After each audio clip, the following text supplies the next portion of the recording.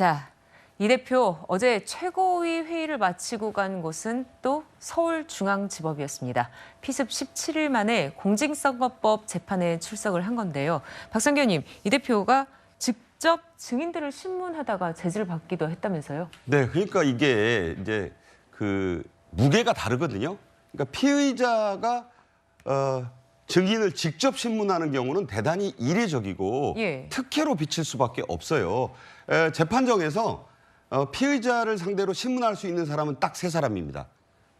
먼저 판사가 질문을 직접 신문할 때 묻고 답하고 할 수 있잖아요. 그리고 검찰 측에서 그렇게 할 수 있습니다. 네. 또 양측의 변호인을 통해서 그렇게 할 수 있는 겁니다. 그러니까 이재명 대표가 하고 싶은 얘기가 있으면 뭐 귓속말을 하든 서면으로 의뢰를 하든 해서 그 변호인이 해야 되는 건데, 이재명 대표는 판사의 허락을 받아서 본인이 직접 이렇게 질의응답을 했어요. 근데 그 질의응답을 그 방청석에서나 재판부의 그 판사들이 들을 때는 상당히 당사자가 물어보기 때문에 또 제1야당 대표가 물어보고 직접 신문하는 거잖아요. 그러니까 뭐 거기 나온 그 성남시의 관계자라든가 이런 사람들은 과거에 모셨던 그 상사가 또 지금 현재 제1당의 대표가 물어보면 위축될 수밖에 없잖아요. 의견을 계속 묻고 그렇게 뭐 저기 나오잖아요.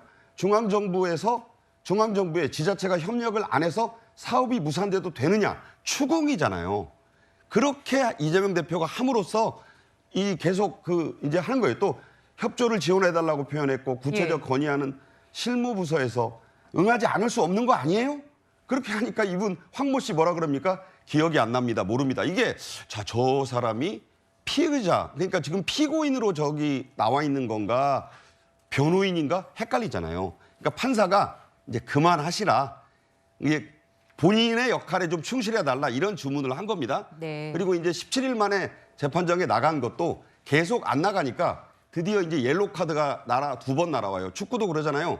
옐로 카드 2번 받고 3번째 뭐가 나옵니까? 레드 카드 나오는 거예요. 이게 총선 앞두고 무조건 내가 안 나갔다가는 나중에 총선이 끝나고 재판에서 대단히 불리하겠구나. 그 바쁜 시간을 쪼개서 나갔는데 거기서도 계속 그렇게 하려고 하니까 옐로 카드 나온 겁니다. 네. 신경을 좀 이 대표로서도 쓰지 않을 수 없는 부분이 아닌가 싶습니다.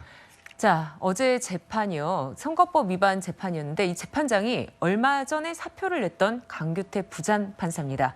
어제 재판에서는 총선 전 판결 선고가 어렵다 이렇게 못을 박았다는데 김수민 평론가님, 판사가 이렇게 하는 것은 상당히 이례적인 일로 지금 얘기가 되고 있거든요. 네, 뭐 판사가 일종의 신상 발언을 재판 중에 한 셈이라고 볼 수가 있겠고 원래는 이제 판사는 판결로 말한다라는 말이 있죠. 근데 저는 그 말을 지키기 상당히 어려운 것이 현대 세태가 아닌가 싶어요. 어떤 이유에서? 네, 판결을 할 때도 요즘에 보면 판결문에 어떤 혐의에 대해서 무죄를 선고하면서도 윤리적으로는 비난받을 소지가 있다 이렇게 덧붙이는 판결문들이 늘어나고 있습니다. 왜 그렇겠습니까? 무죄 받았으니까 나는 아무 잘못도 없다, 도의적 책임도 없다라고 하는 사람들이 있기 때문에 굳이 판사가 판결문에 그런 이제 대목들을 삽입을 하는 거거든요. 마찬가지로 이번에 판사가 또 신상 발언 비슷하게 하는 것도 워낙에 이제 자신을 둘러싼 어떤 인신 공격이라든지 이런 것들이 있기 때문에 또 거기에 대해서 말할 수밖에 없는 그런 사정이 된 것 같습니다. 우리가 무슨 판결을 내릴 때마다 항상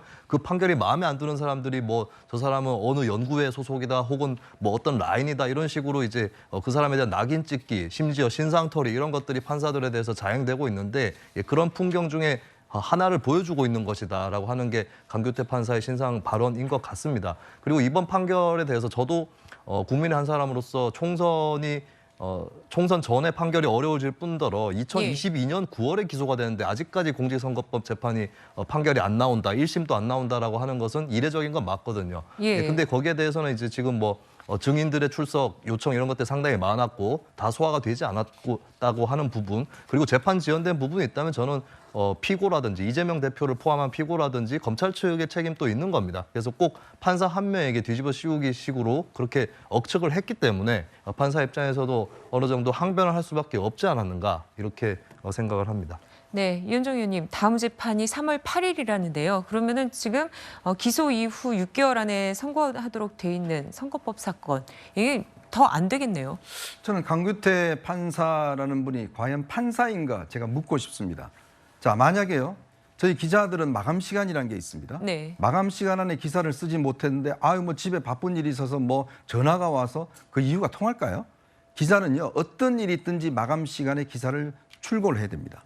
그 기자의 직업윤리거든요. 자 판사는요. 판사는 기본적으로 자신의 어떤 판결물로서 판결을 해야 됩니다. 더군다나 선거법 재판은 법에 6개월 안에 판결을 반드시 내리라고 그게 규정되어 있습니다. 네. 자, 그런데 강규태 판사 뭐라고 그러죠? 아, 증인이 많아서 못했습니다.